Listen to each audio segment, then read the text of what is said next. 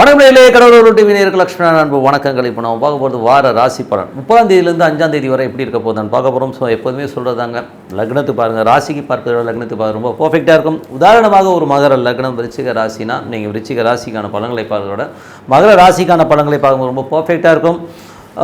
முதல்ல வர்றது புது பலங்கள், அதுக்கப்புறம் தசாபுத்தி பலங்கள். உங்களுக்கு என்ன தசாபுத்தி அந்தரங்கள் வருதோ ஸோ அதை மிங்கிள் பண்ணி பார்க்கும்போது ரொம்ப பர்ஃபெக்டாக இருக்கும். வீடியோட எண்டில் டிப் ஆஃப் த வீக் இருக்குது, மறக்காமல் பாருங்கள். கும்பராசி. ஸோ கும்பராசிக்கு வந்து பார்த்தீங்கன்னா உங்களுக்கு ராசியாதிபதி, உங்களது ராசியாதிபதியான சனி வந்து ராசியிலே இருக்கும். கொஞ்சம் சோம்பேறித்தனம் அதிகமாக இருக்கும். ஸோ அப்புறம் பார்த்துக்கலாம் என்னத்தை பண்ணுறது அப்படிங்கிற மாதிரி ஒரு சோம்பேறித்தனம், போஸ்ட்பான் பண்ணுறது, இந்த மாதிரி விஷயங்களாக இருக்கும்.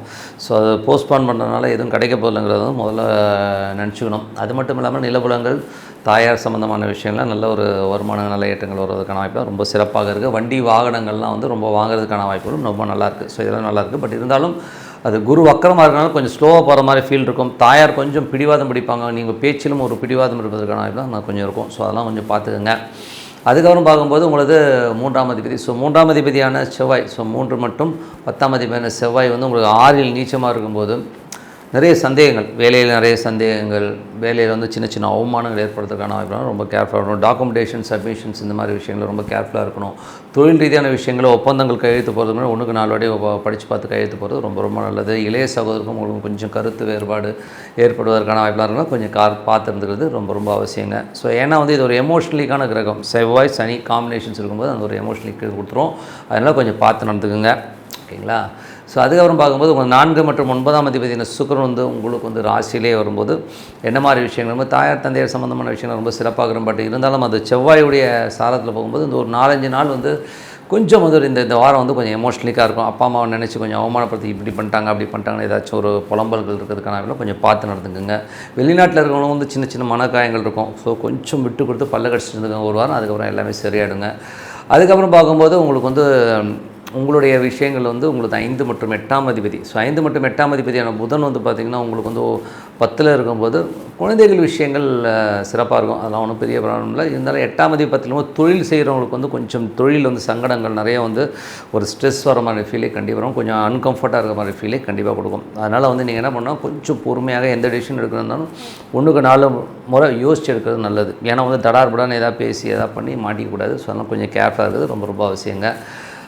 அதுக்கப்புறம் பார்க்கும்போது உங்களுடைய 7ஆம் அதிபதி. ஸோ 7ஆம் அதிபதியான சூரியன், 7ஆம் அதிபதி சூரியன் வந்து பார்த்திங்கன்னா உங்களுக்கு வந்து 11ல் வந்து நல்ல லாபங்கள், கணவன் மனைவி உறவு எல்லாமே ரொம்ப சிறப்பாக இருப்பதற்கான வாய்ப்பு ரொம்ப நல்லாயிருக்கு. ஸோ அது வந்து பார்த்திங்கன்னா நல்ல விஷயங்கள், ஓரளவுக்கு நல்ல ஒரு மாற்றங்கள் வருவதற்கான வாய்ப்பு ரொம்ப சிறப்பாக இருக்குது. மற்றபடி உங்களுக்கு 6ஆம் அதிபதி சந்திரன் வந்து நல்ல லாபம், நல்ல ஏற்றங்கள் எல்லாமே கொடுக்குது. பட் இருந்தாலும் 6ல் உள்ள செவ்வாய் வந்து பார்த்திங்கன்னா சின்ன சின்ன அவமானங்களை வேலையில் கொடுக்கும். ஸோ கொஞ்சம் இன்சல்ட்டு, கொஞ்சம் வந்து புலம்புறமான விஷயங்கள் இருக்குன்னா கொஞ்சம் ஜாகிரதையாக இருந்துக்கணும்.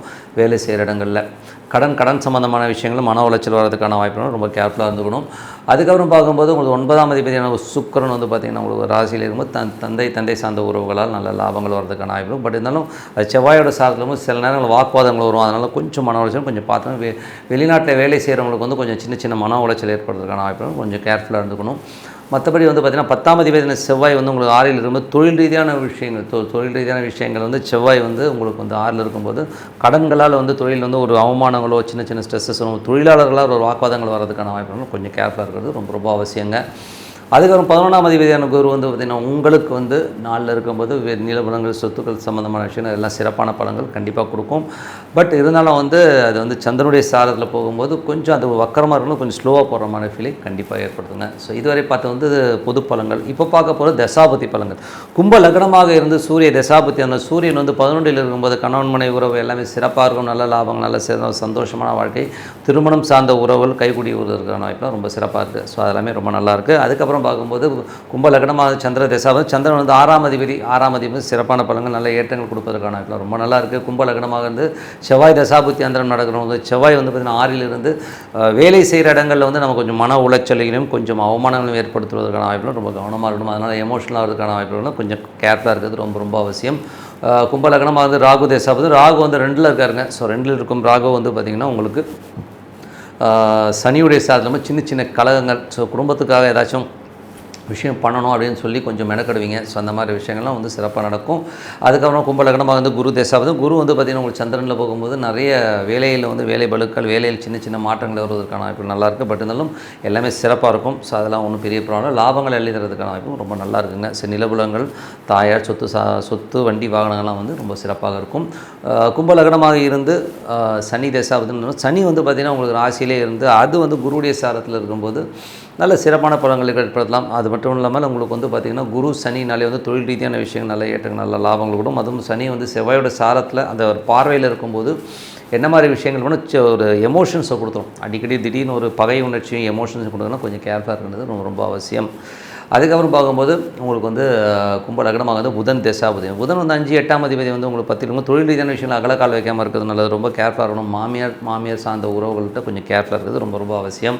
கும்ப லக்னமாக இருந்து உங்களுக்கு வந்து கேது தசாபதி. கேது வந்து 8ல் இருக்கும்போது அது சூரியனுடைய சாரத்தில் இருந்து ரொம்ப கேர்ஃபுல்லாக இருக்கணும். கணவன் மனைவி உறவில் வந்து கொஞ்சம் பிரச்சனைகள் ஸ்ட்ரெஸ்ஸஸ் வர்றதுக்கான வாய்ப்புகள் இருக்குது. பட் இருந்தாலும் சில நேரங்களில் திடீர் அதிர்ஷ்டங்களையும் அள்ளி கொடுத்துரும். ஏன்னா வந்து 8ல் உள்ள கேது வந்து சூரியன் சாரத்தில் கேது இப்போ சூரியன் 11ல் இருக்கும்போது கணவனால் வந்து திடீர் லாபங்கள் திடீர் அதிர்ஷ்டங்கள் வர்றதுக்கான வாய்ப்புகளையும் கண்டிப்பாக கொடுத்துருங்க. ஸோ கும்ப லக்னமாக இருந்து சுக்கிர தசாபதி. சுக்கிரன் வந்து 4 9ஆம் அதிபதி வந்து ராசியிலே இருக்கும்போது தாயார் சார்ந்த உறவுகள் ரொம்ப சிறப்பாக இருக்கும். அது மட்டும் இல்லை தந்தை சார்ந்த விஷயங்களிலும் வந்து ரொம்ப சிறப்பான பலன்களை கண்டிப்பாக எதிர்பார்க்கலாம். பட் இருந்தாலும் நடைமுறை பேச்சுவார்த்தையில் வந்து சின்ன சின்ன பிரச்சனைகள் கொஞ்சம் மனசு நோகிற மாதிரி விஷயங்கள் நடக்கும். அதனால் கொஞ்சம் கேர்ஃபுல்லாக இருங்க. ஏன்னா அது செவ்வாயோட சாரத்தை செவ்வாய் நீச்சமாக இருக்கிறனால அந்த மாதிரி மனக்காயங்களை ஏற்படுத்தும். கொஞ்சம் ஜாக்கிரதையாக இருந்துக்கணுங்க. ஸோ மற்றபடி என்னங்க நல்ல ஒரு பிரார்த்தனை மனதார இறைவனை பிரார்த்தனை கண்டிப்பாக அடுத்த லெவல் போகிறதுக்கு நான் ரொம்ப சிறப்பாக இருக்குது. ஸோ அதுக்கப்புறம் நாங்கள் பிரார்த்தனை பண்ணுங்கள். இறைவனை வந்து நம்ம பக்கத்தில் கொண்டு வரணும். அனைவருக்கும் புத்தாண்டு வாழ்த்துக்கள். Tip of the week. So tip of the வீக்கில் வந்து பார்த்திங்கன்னா உபாசனை தெய்வம். ஸோ உபாசனை தெய்வங்கிறது வந்து பார்த்திங்கன்னா ஒவ்வொரு மனிதனுக்கும் தேவை. ஸோ இப்போ எங்களுக்கெல்லாம் வந்து ஜோதிடர்களுக்கு வந்து உபாசனை தெய்வம் இருந்தால் தான் வாக்கு பலிதமே வரும். ஆனால் டே டு டே லைஃப்பில் வந்து எல்லோருக்குமே வந்து அது உபாசனை தெய்வங்கிறது ரொம்ப மஸ்ட்டு. நீங்கள் வேணால் பாருங்கள், எல்லா மதத்துலேயுமே வந்து அது கம்பல்ஷனாக இது பண்ணி தான் ஆகணும்னு சொல்லி கொடுத்துருக்காங்க. பட் நம்ம வந்து நிறைய பேர் வந்து அதை ஃபாலோ பண்ணுறோம். கிட்டத்தட்ட வந்து ஒரு 10-12% வந்து ஃபாலோ பண்ண பெரிய விஷயம். மற்றவங்கலாம் வந்து பார்த்திங்கன்னா அது வந்து ஃபாலோ பண்ணுறது கிடையாது. ஒரு சில ரிலீஜனில் வந்து பார்த்திங்கன்னா அவங்க வந்து ரொம்ப பர்ஃபெக்டாக ஃபாலோ பண்ணுறாங்க. ஸோ அது வந்து அவங்களுக்கு வந்து அந்த வைப் வந்து அவங்களுக்கு நல்லா தெரியும்.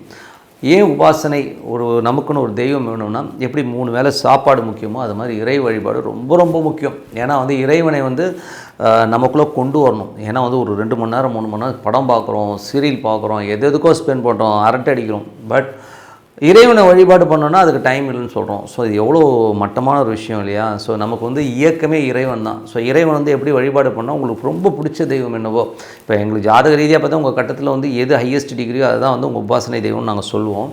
பட் அப்படி இல்லைனா கூட நீங்கள் உங்களுக்கு பிடிச்ச தெய்வத்தை வந்து நீங்கள் வழிபாடு பண்ணணும். எப்படி வழிபாடு பண்ணணும்னா, இப்போ உதாரணத்துக்கு ஈஸ்வரன் வந்து பிடிக்குதுன்னு வச்சுக்கோங்க, ஓம் நமச்சிவாய ஓம், அந்த ஈஸ்வரன் உள்ளே வரணும். ஸோ அந்த மாதிரி ஃபீல் பண்ணி நீங்கள் பண்ணும்போது பார்த்திங்கன்னா அந்த இறைவன் வந்து உங்களோட ஒன்ற ஆரம்பிப்பார். ஸோ ஒன்ற ஆரம்பிக்கும் போது உங்களுக்கு அந்த மேஜிக் நல்லா தெரியும்.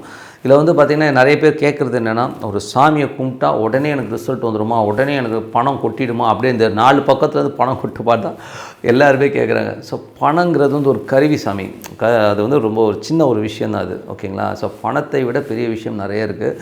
ஸோ நமக்கு நிம்மதி தேவை, சந்தோஷம் தேவை, ஓகேங்களா, நல்ல ஆரோக்கியம் தேவை, இதெல்லாம் ரொம்ப முக்கியம். ஸோ நீங்கள் ப்ரேயரில் வந்து பார்த்திங்கன்னா எனக்கு சந்தோஷமாக இருக்கணும் மட்டும் கொடுங்க, ஆட்டோமேட்டிக்காக நீங்கள் சந்தோஷமாக இருக்கிற அத்தனை விஷயம் வந்து சூப்பராக நடக்க ஆரம்பிக்கும். ஸோ அது வந்து ப்ரேயரில் மட்டும்தான் கிடைக்கும். ஸோ நீங்கள் வந்து உணரணும், மன ரீதியாக உட்காந்து டெய்லி வந்து அதை ப்ராக்டிஸ் பண்ணால் தான் வரும். இமீடியட்டாக வந்து ஒரே நாளில் வந்து நான் வந்து ஒரு வாரம் சாமி கும்பிட்டேன், எனக்கு சாமி ஒன்றும் கொடுக்கல அப்படின்னு நினைச்சிங்கன்னா அது ரொம்ப தப்பு. கிட்டத்தட்ட வந்து ஒரு 6 மாதம் கண்டினியூவாக பண்ணி பாருங்கள். அந்த டைமில் கரெக்டாக வந்து விடியகால 5 மணி 4:30 மணிக்கு எழுந்துச்சு அந்த தெய்வத்தை உபாசனை பண்ணி பாருங்கள். அந்த தெய்வம் பேசலான்னு எனக்கு கேளுங்க, பேசும், அருமையாகவே பேசும். எப்படி தெரியுங்களா, ஒரு இண்டிகேஷன்ஸ்லேயே வரும். ஸோ நான்லாம் வந்து இந்த ப்ரொஃபஷன் வந்து பார்த்திங்கன்னா நான் பேஷனேட்டாக வந்து அஸ்ட்ராலஜி வந்து சின்ன வயசுலேருந்தே பழகினாலும் இதை நான் ப்ரொஃபஷனாக எடுப்பேன் நான் நினச்சி கூட பார்த்ததில்ல. பட் ஒரு காலகட்டத்தில் வந்து பார்த்தீங்கன்னா ஒரு பிஸ்னஸில் வந்து சின்ன சர்க்கிளுக்கு அப்புறம் நான் என்ன எடுக்கிறேன்னு போது எனக்கு டிவிலேருந்து நிமித்தம் வந்தது.